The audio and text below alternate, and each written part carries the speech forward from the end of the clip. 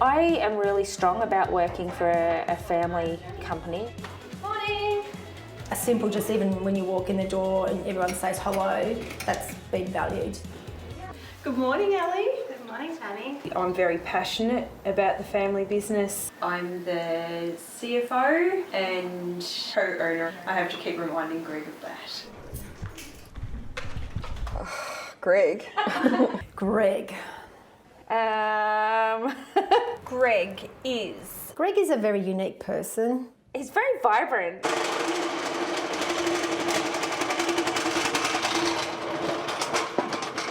right. I'm ready for my action shot. I love Greg. I don't answer to Greg, I answer to Tem. Why don't you ask me about Tem? So it started actually back in 1854. And it was actually my great-great-great-great-something grandfather. We actually travelled on this boat and he landed in Melbourne.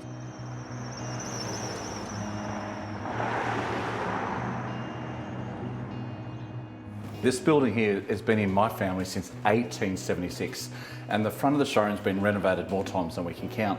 But originally this was the only showroom we had. And up through the stairs, originally the building stopped here, and this was the foundry. And we used to manufacture at the back here, which is one of our little pivot heaters. So originally we were manufacturing, and that was fantastic. But then all of a sudden the war came through, and we couldn't get the raw materials. So the manufacturing part of the business sort of had to wind down. Back then we lived at the back of the store.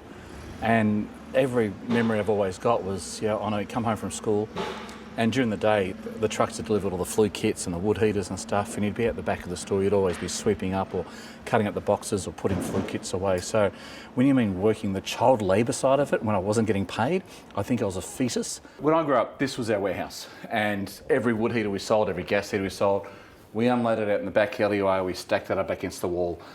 And we did this for almost 100 years in this one room. When we started importing and bringing in the heaters from Canada and the cookers from England, there's no way we could do it in this room. So we transferred everything over to the warehouse.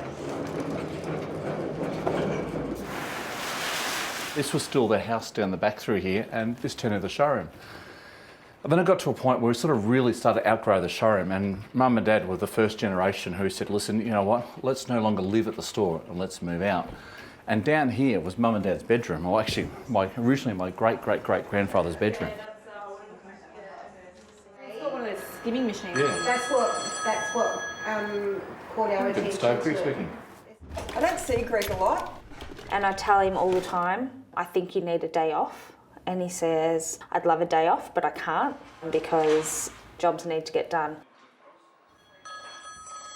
Hey, can I give you a call back in about 15 minutes?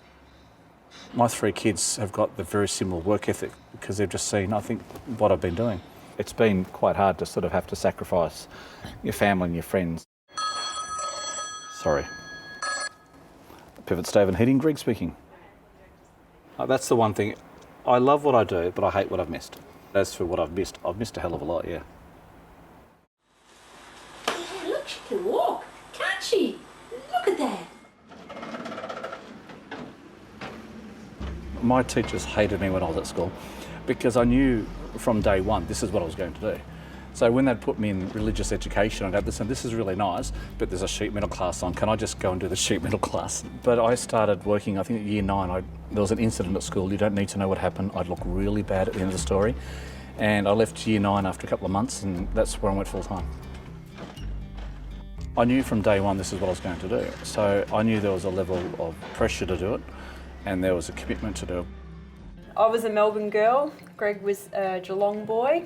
There was a time where I actually said to myself, I will never work with my husband. And interestingly, we've been married for almost 28 years, and for a good portion of that 28 years, we actually have been working together. It was a big move for me to uproot the whole family from up in Melbourne, make the transition to move to Geelong to come and work in the family business. We just had to make it work, because after every generation to succeed, you don't want to have that generation that absolutely fucks it up. I'm allowed to say fuck? That's a good question, guys. My family's not just my kids, my family's everyone here. When I first came down here, I was working here a month and fell out of the shower and ended up in hospital for a couple of weeks. And I woke up the next morning after quite bad fall, and Tam was at my bedside with a bunch of flowers. And then she had a recovery period after that, which was several weeks. I loved it because I used to knock off work, go and visit in hospital and play chess with her or checkers with her.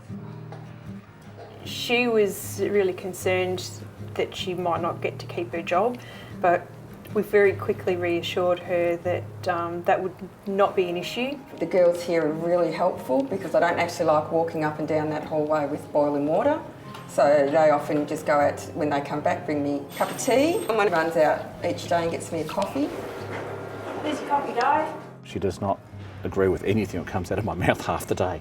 But I don't want that. I love somebody who wants to challenge me and has an opinion. How about I do these 3 today? I think it'll tacky. You think a little too tacky, it's too backlit? If I'm the smartest person in the room, I'm in the wrong room. We need people like Hurriclear and Di, Lauren and Ali and Emma. They're all a part of this whole team, they're all part of the family. I think we've done all right. Yeah, we've done okay.